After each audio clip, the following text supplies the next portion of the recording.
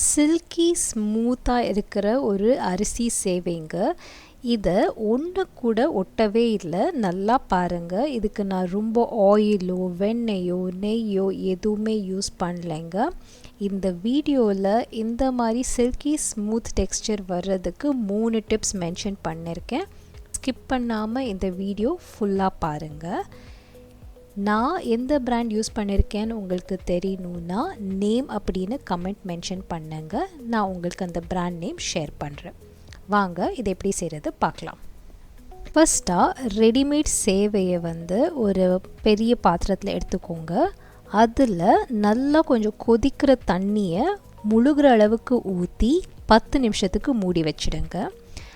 10 நிமிஷம் கழித்து அதில் எக்ஸ்ட்ரா தண்ணி எதெல்லாம் இருக்கோ நீட்டாக வடிகட்டிட்டு பிளேட்டில் மாற்றி எடுத்து வச்சுக்கோங்க. இதுதான் டிப் நம்பர் 1. இப்போது ஒரு பேனில் கொஞ்சமாக ஆயில் ஊற்றி கடலையை வறுத்து எடுத்து வச்சுக்கோங்க. இந்த மாதிரி பேன் யூஸ் பண்ணுறது தான் டிப் நம்பர் 2ங்க. வடைச்சட்டியை விட பேனில் உதுராக நல்லா வரும். ஸோ பேன் எடுத்துக்கோங்க. இந்த வீடியோ உங்களுக்கு பிடிச்சிருந்தா கண்டிப்பாக சங்கீதா டெய்ரிஸ் சேனலை சப்ஸ்கிரைப் பண்ணி வச்சுக்கோங்க. அப்படியே லைக் பட்டனையும் தட்டி விடுங்க. இந்த வீடியோவை உங்கள் ஃப்ரெண்ட்ஸ் அண்ட் ஃபேமிலிக்கிட்டையும் ஷேர் பண்ணுங்கள்.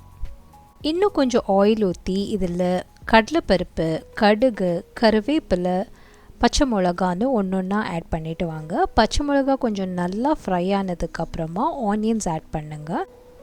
இன்றைக்கி பிரேக்ஃபாஸ்ட்டுக்கு வேறு ஒரு ஐட்டம் யோசிச்சுருந்தேங்க. ஆனால் எந்திரிச்சது செம்ம லேட். எந்திரிக்கலான்னு நினைக்கும் போது தான் செம்ம தூக்கங்க. இதே மாதிரி தான் நான் பெங்களூரில் ஒர்க் பண்ணும்போது நிறைய எக்ஸ்பீரியன்ஸஸ். என்னோடய ஆஃபீஸ்க்கும் வீட்டுக்கும் ஒரு 2 hours ஜேர்னிங்க. 1.5 hours ஆஃப் ஜேர்னியில் கொஞ்சம் கூட தூக்கமே வராதுங்க. ஆனால் இன்னொரு 2 முக்கு திரும்பினா வீடு அப்படின்னு இருக்கும்போது தான் அவ்வளோ ஒரு தூக்கம் வரும். கண்ணே திறக்க முடியாது. இந்த மாதிரி எக்ஸ்பீரியன்ஸஸ் உங்களுக்கு ஆயிருக்கா? மறக்காமல் கமெண்ட்டில் சொல்லுங்கள். ஆனியன் பாதி குக் ஆனதும் சின்ன சின்னதாக கட் பண்ண கேரட்ஸ் போட்டிருக்கேங்க. கேரட்ஸ் போட்டு ஒரு ஃப்ரை பண்ணிக்கிறேன்.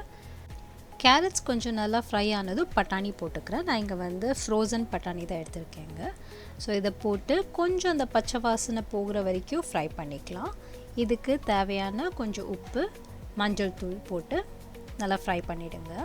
இந்த வெஜிடபிள்ஸ் எல்லாமே கொஞ்சம் க்ரன்ச்சியாக இருக்கணும். ரொம்ப வெந்துட வேண்டாம். அதனால தான் நான் இதில் தண்ணி எதுவும் ஆட் பண்ணல. ஆயில் என்ன ஃப்ரை ஆகுதோ அவ்வளோதான்.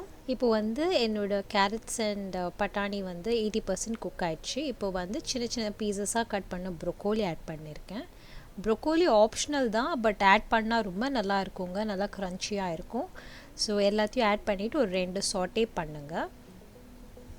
இந்த சேவை பண்ணுறதுலையே ஒரு மோஸ்ட் இம்பார்ட்டண்ட் ஸ்டெப் இது தாங்க. ஊற வச்ச சேவையை மைக்ரோவேவில் 4 to 5 minutesக்கு வேக வச்சு எடுத்துக்கணும். இப்படி பண்ணுறதுனால சேவையில் இருக்கிற தண்ணி எல்லாமே நீட்டாக இவாப்ரேட் ஆகிடும். எங்களுக்கு உதுரான சேவை வரும். இதுதான் டிப் நம்பர் 3ங்க.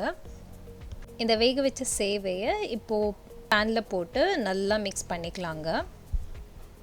நான் கொடுத்த 3 டிப்ஸுமே உங்களுக்கு யூஸ்ஃபுல்லாக இருக்கும்னு நம்புகிறேன். உங்களுக்கு வேறு ஏதாச்சும் டவுட்ஸ் இருந்துச்சுனாலும் கண்டிப்பாக நீங்கள் கமெண்ட்ஸில் கேளுங்க. நான் கண்டிப்பாக அதுக்கு ஆன்சர் பண்ணுறேன். சேவையை நல்லா கலந்து கொடுத்ததுக்கப்புறம் கொஞ்சமாக கொத்தமல்லி தழை, கொஞ்சமாக எலுமிச்சப்பழ சாறு ஆட் பண்ணுறதுனால டேஸ்ட் எலிவேட் ஆகுங்க. ஸோ கண்டிப்பாக ஆட் பண்ணிக்கோங்க. எடுத்து வச்ச வேர்க்கடலையும் ஆட் பண்ணி நல்லா மிக்ஸ் பண்ணிங்கன்னா சூப்பர் உதுரான க்ரன்ச்சியான வெஜிடபிள்ஸோட அருமையான அரிசி சேவை ரெடிங்க. கண்டிப்பாக இதை ட்ரை பண்ணி பார்த்துட்டு எப்படி இருக்குன்னு கமெண்ட்ஸில் சொல்லுங்கள்.